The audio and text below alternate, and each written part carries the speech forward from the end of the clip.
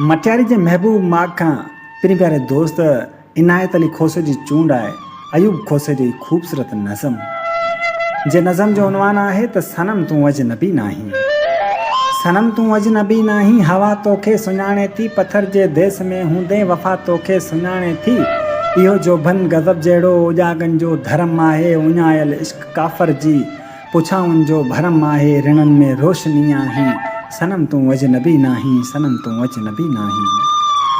अञा तुंहिंजी अदाउनि में कहर जो शहर जागे थो, अञा दिलि जे किनारनि ते अजब जो सैर जागे थो।